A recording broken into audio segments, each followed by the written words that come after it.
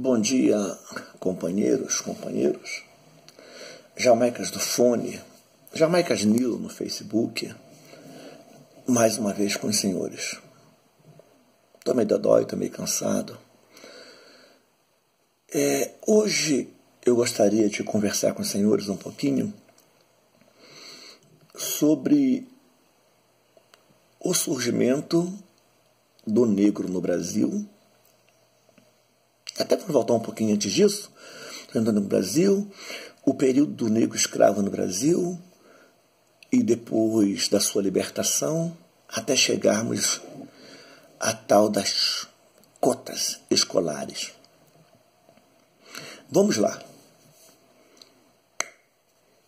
E vivíamos nós em África, livres, caçando os nossos bichinhos, né? Tomando nosso banho de rio, guerreando as nossas batalhas, porque Deus diz que mundo é mundo, que os povos lutam entre si por diversos motivos.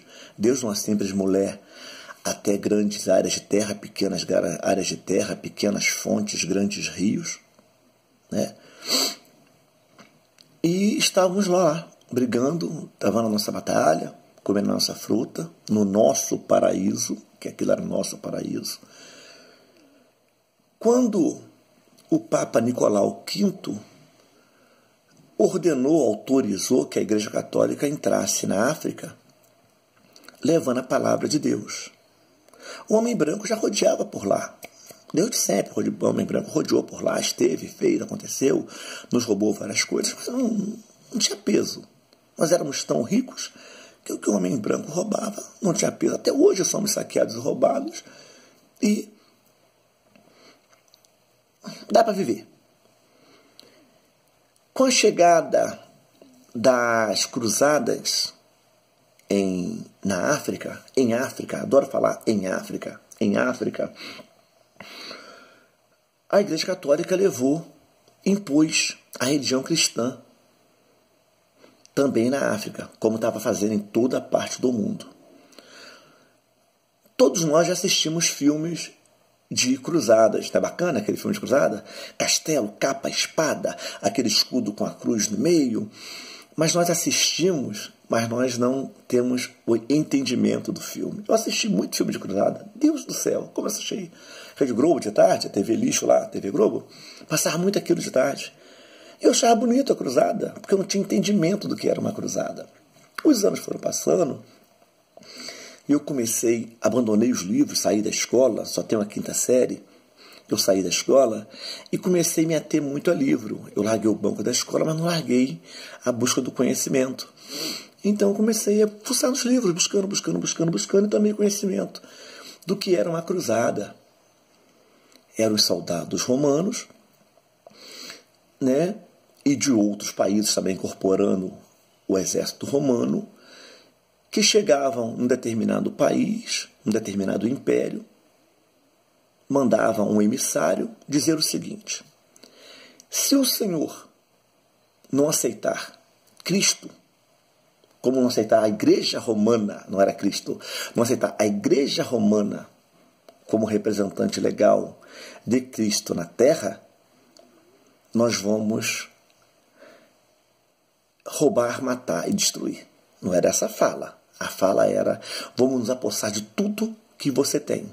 Porém, se você aceitar Cristo, representado pela Igreja Romana, como sendo o Salvador, você fica com 30% e a Igreja Romana leva 70%.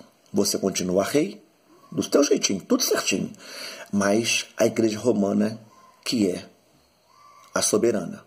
Tá bom para você?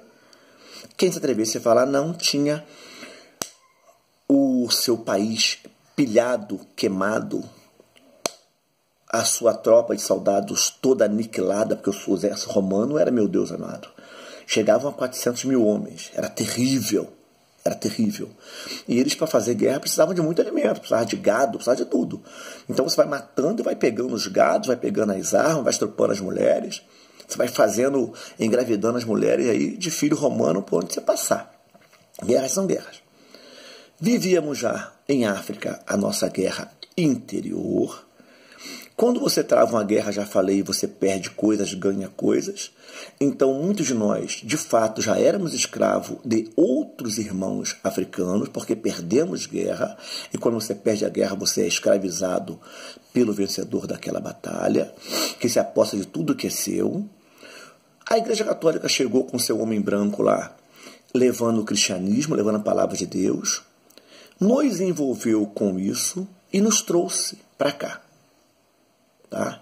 Nos trouxe a ferro para o Brasil, onde fomos vendidos de novo, né, em leilões, e nos tornamos escravos aqui no Brasil. Essa parte passou. A partir daí, nós, povo negro, fomos responsáveis em 80% pela nossa escravidão no Brasil. Aqui no Brasil, nós escravos chegando, a Igreja Católica nos obrigou a cultuar novos deuses, que lá nós tínhamos deuses, aqui era um Deus só, Jesus, sem reclamação em relação a isso, hoje. E os nossos orixás ficavam embaixo da mesa escondidinho, e em cima da mesa, por exemplo, São Jorge, embaixo Ogum, escondidinho. Nós éramos rebatizados e nosso nome era trocado. O nosso nome de África era abandonado e aqui viramos João, José, Pedro, Antônio, Serafim e assim vai. Espancados, maltratados, mal alimentados, comendo encoxo, comendo sobra, né? Trabalhamos aqui nesse lugar. E se naquela ocasião, em cada fazenda, houvesse 3 jamaicas, eu não disse 2, eu disse 3 jamaicas, em cada fazenda, nós não teríamos sido escravos no Brasil. Porque com 3 jamaicas em cada fazenda, nós teríamos, com a minha cabeça, nós teríamos matado os senhores de engenho, estrupado suas filhas e esposas e incendiado toda a sua plantação, todo o seu canavial. Entre viver escravo, morramos livre. Entre morrer escravos, morramos livres. Então, naquela ocasião, o que faltou foi 3 Jamaica em cada fazenda. Porque tendo 3 jamaicas em cada fazenda, nós teríamos matado os senhores de engenho, estrupado e matado suas esposas e não seríamos escravos. Nós teríamos voltado para a África, volta com esse povo para lá. Esse povo é ruim, esse povo não é trabalhador, esse povo é assassino. Mas a culpa de sermos escravos no Brasil foi nossa, porque nós não reagimos naquela hora. Então, abaixamos a cabeça e fomos feitos escravos por anos a fios. Mudou-se a consciência cultural, depois do grande crime contra a humanidade, que foi a nossa vinda para cá. Muitos dos nossos irmãos morreram lá ainda nas guerras, muitos dos nossos irmãos morreram no transporte dos navios, muitos dos nossos irmãos morreram aqui. Lembrando que, para vir para cá um casal de adulto, crianças foram abandonadas órfãos lá em quantidade. Quantos filhos órfãos deixamos para trás? Em dado momento, resolveu-se que não era bom mais ser escravo e começou a luta pela libertação do escravo. Os abolicionistas começaram a lutar. Homens brancos que não gostavam daquilo, não entendiam aquilo como certo, começaram a defender a libertação dos negros. E foi feito assim. E aos poucos nós fomos sendo libertos, fomos fugindo a troco de nossas vidas, matando, fugindo, criando os quilombos, com nossos líderes quilombola, Cangazumba, Zumbi dos Palmares. E fomos brigando. Até que em 1888, se eu não me engano, aquela branquela lá, tal de Isabel, nós éramos só 5% de negros de escravo no Brasil. Nós já estávamos livres. Isabel vai dar uma canetada, querendo ser a boazinha, e assina a Lei Áurea.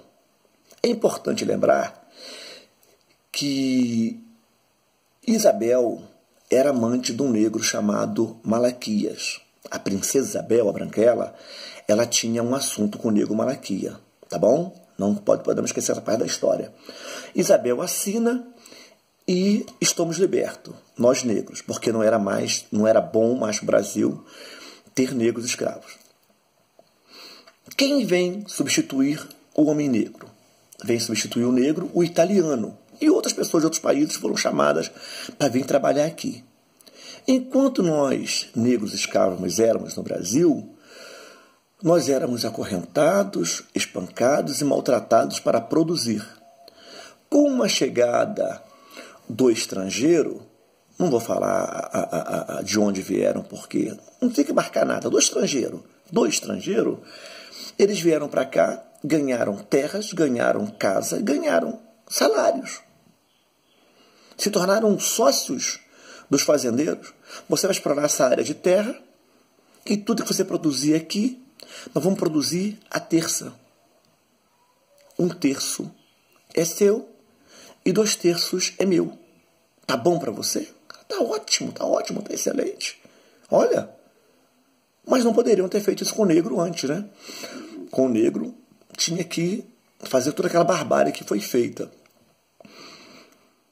Por conseguinte, o negro foi liberto. Você já criou passarinho? Você já criou algum tipo de bicho? Só para ter um exemplo, eu vou lá como bicho, porque nós somos... o homem é um animal, né? Nós somos, na essência, animais. Prenda algum bichinho numa gaiola por anos. Alimente-o. Restrinja a sua liberdade numa gaiola, num espaço, por anos. E depois abre essa gaiola. Ai, bichinho, resolvi que você não pode mais ficar aí. Pode ir embora. Um exemplo do pássaro. Ele nem voar sabe. Ele nem aprendeu a se defender das intempéries lá fora. Está 2 filhotes ali, aprisionado, acorrentado, enjaulado naquela gaiolinha ali, preso. Ele não sabe buscar o alimento. E assim foi o povo negro. Saiu zanzando pelas ruas, se tornou pedinte. Alguns se revelaram em profissões. Lá no passado, você lembra lá dos camelôs, tem essas fotos do Rio Antigo, do Brasil Antigo. O camelô lá atrás já, camelô vendendo, se virando já, com seus tabuleiros, com as iguarias de África vendendo, tentando se virar. Outros viraram sapateiros, carpinteiros, cada um foi dando seu jeitinho. Mas quem ficou bem na história foi o estrangeiro que chegou depois, que foi agraciado com tudo e nós com nada. Tivemos que nos reinventar, nos construir e fomos na nossa briguinha. Eu pulei uma parte que se refere ao Exército Brasileiro. Durante a nossa ainda situação de escravo no Brasil, o Brasil travou uma guerra. Me foge também se foi Uruguai ou Paraguai, me parece que foi a Guerra do Paraguai, onde Duque de Caxias convocou o povo negro escravo para ajudar na guerra o Brasil. Precisava de braços para matar e para morrer. E o povo nosso tem histórico de guerra. Nos convocou para a guerra. Vocês querem lutar e defender o Brasil? Se vocês morrerem, morrem livres. Se vocês voltarem com vida, eu vos dou a liberdade. Libertos serão. Caraca, o povo adorou aquilo, é lindo. Ué, se eu morrer, eu morro lutando, livre sou. Se eu voltar vivo, estarei liberto. O negro colocou a mão em armas e foi para a guerra. Chegando lá, nos foi ensinado a usar o pau de fogo. E nós nos destacamos na guerra. O Duque de Caxias ficou preocupado. Os comandantes dos batalhões, dos pelotões, traziam para ele a notícia. Esse povo é bom, esse povo pula, esse povo se joga, esse povo dá tiro, esse povo é bom. O Duque de Caxias passou a reparar com mais calma aquilo e ficou preocupado. Terminada a guerra, viemos de volta. E o Duque de Caxias, numa atitude já esperada, mas impensada naquele momento, havia uma promessa, disse aos comandantes superiores, em tempos de guerra, não são general, são marechal. Disse aos marechais na época: ponham todos esses negros a ferro. Um negro com uma arma na mão tem a mesma força que um branco.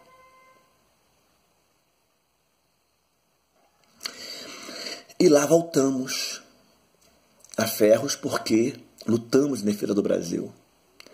Já estávamos dando o nosso sangue por esse país desde que chegamos aqui.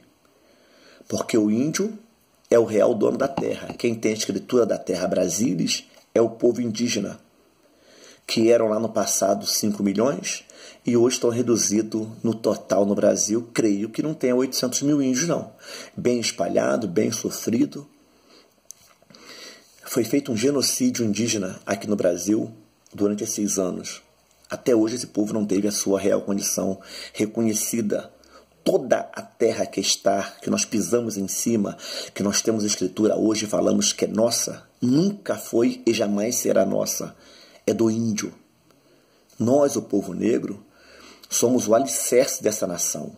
Mas o dono da terra, quem tem a escritura da terra Brasilis, é o povo indígena. Todo o resto é nada. Todo o resto é nada. De novo, todo o resto é nada em relação ao Brasil.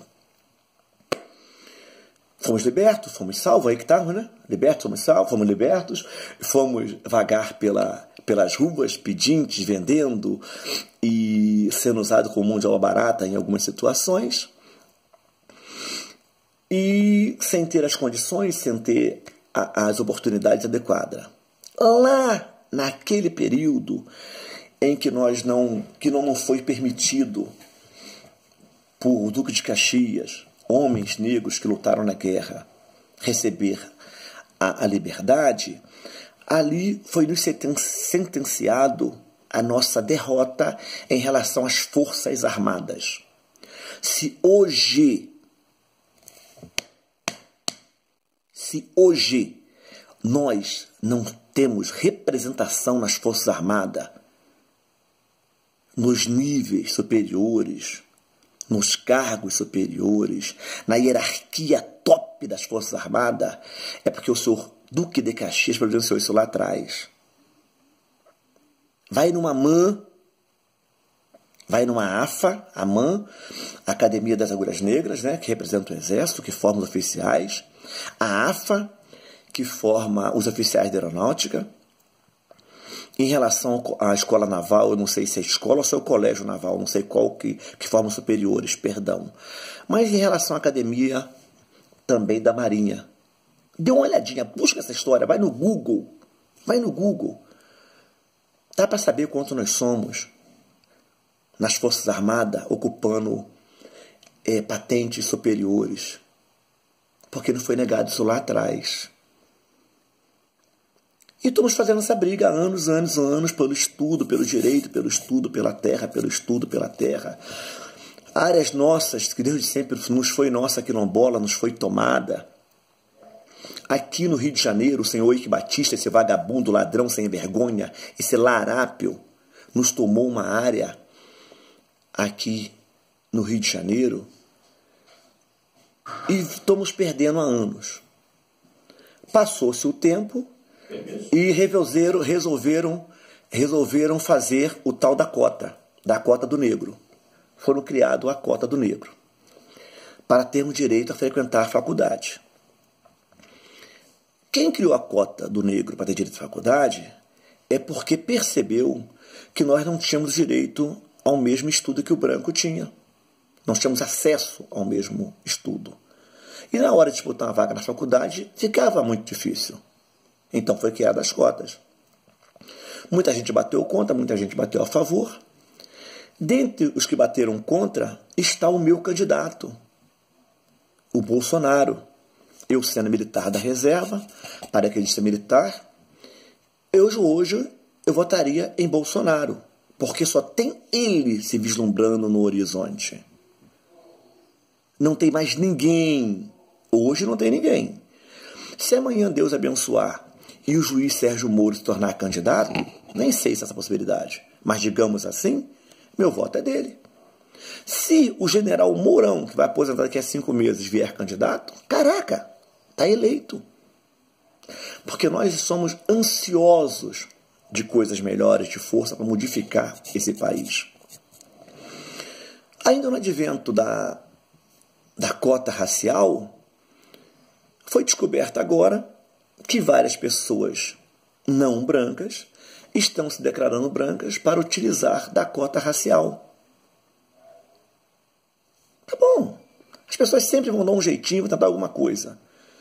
É importante lembrar que o pobre e o negro não têm acesso à educação desde sempre.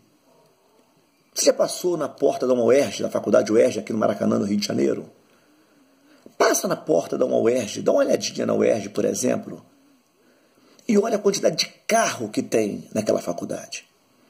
Frequente os barzinhos em torno da UERJ. Eu trabalhei no hospital, ali no Pedro Ernesto, e tive contato com alunos da UERJ. É muito lixo. Em 80% daqueles alunos não precisavam estar ali. 80% dos alunos da UERJ poderiam pagar uma faculdade.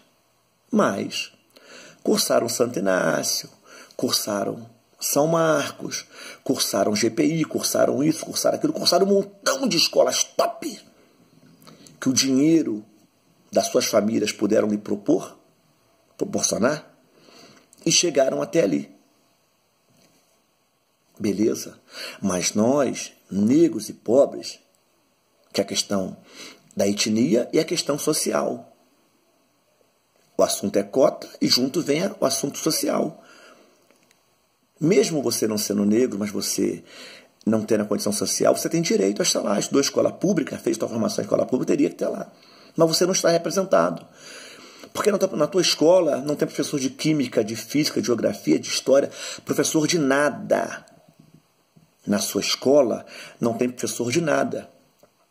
E se você não recebe essa educação lá na base, você não consegue galgar um segundo grau legal, você não consegue fazer uma prova maneira, você não consegue passar no Enem hoje para disputar uma vaga nessas faculdades.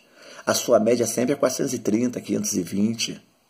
É uma média muito baixa, né, Brasil? 430, 520, 640, ainda está baixa.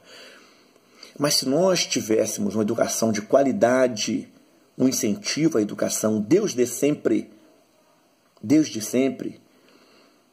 tá? Nós teríamos uma chance igual e não precisaria de cota. Então vem o Bolsonaro e outras pessoas falar contra a cota. Era essa a conversa que precisávamos ter. Porque vocês estudam a história do Brasil, estudam a história, mas não compreendem a história. Ler a história, ouvir sobre a história é uma coisa. Compreender a história é outra. Quando você for levar o seu filho na escola, entre na sala, procure a professora de história, dê uma dura nela. Exija que a professora de história do seu filho ensine a ele a história real do Brasil. Cobre dela o ensinamento da história real do Brasil, começando lá atrás, quando o Brasil não foi descoberto, o Brasil foi achado. Poente Império Cabral, o Cabral parou aqui. E aqui já estavam os holandeses e franceses. Que descobrimento é esse? Que eu acho algo, quando puxo aquele algo, é meu. Já tem dois na ponta segurando também, é meu também. Que descobrimento é esse? Na faculdade, cobre do professor de faculdade que ele te ensina a história real do Brasil. Diversas faculdades ainda não ensinam a história real do Brasil. E você mesmo, você tem o livre-arbítrio, cara.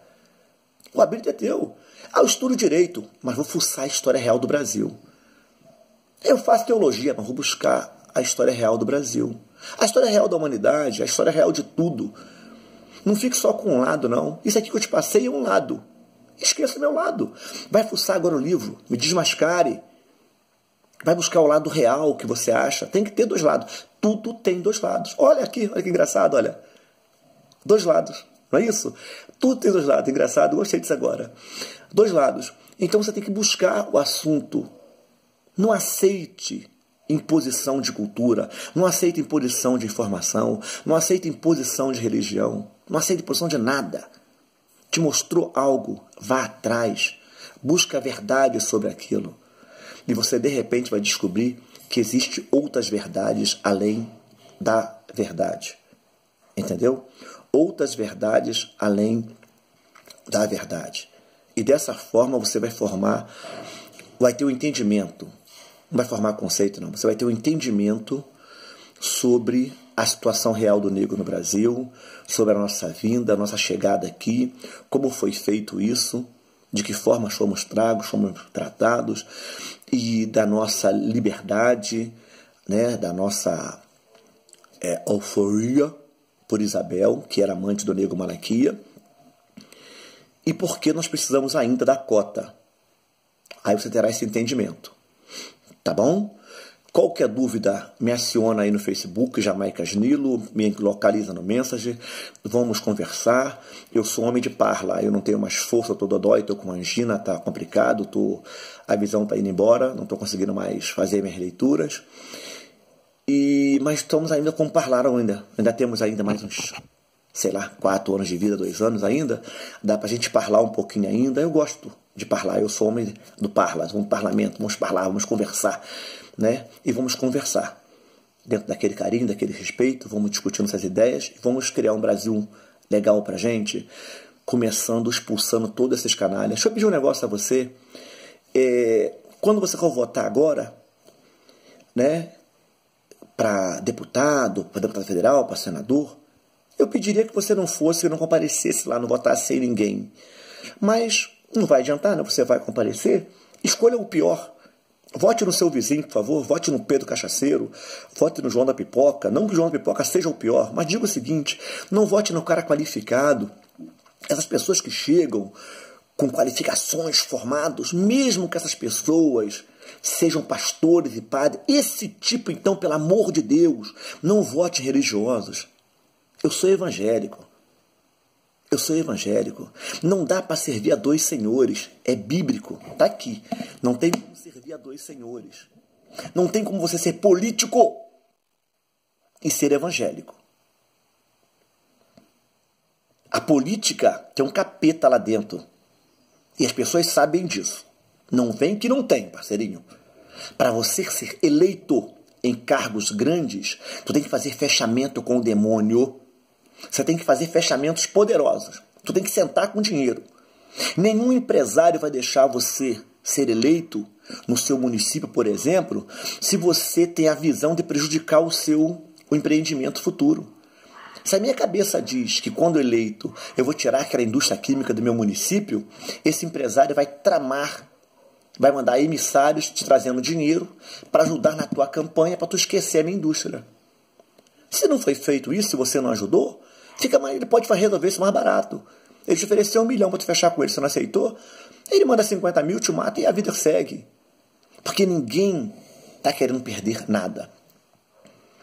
Então escolha pessoas sem conhecimento nenhum.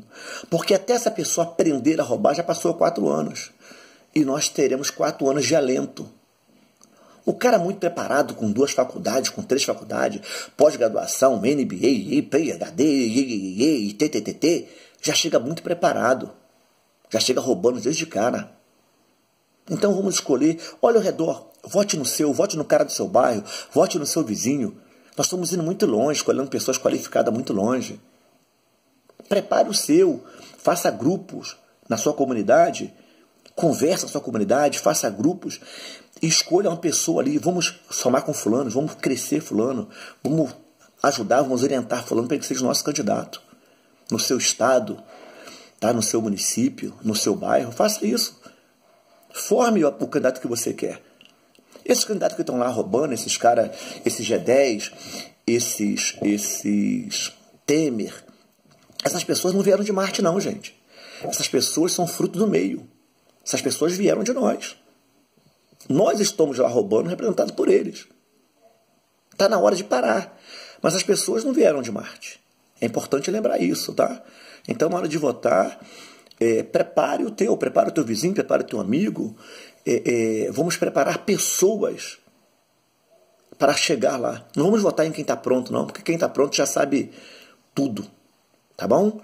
Tamo junto, prosperidade, viva as cotas raciais e sociais. Precisamos das cotas ainda.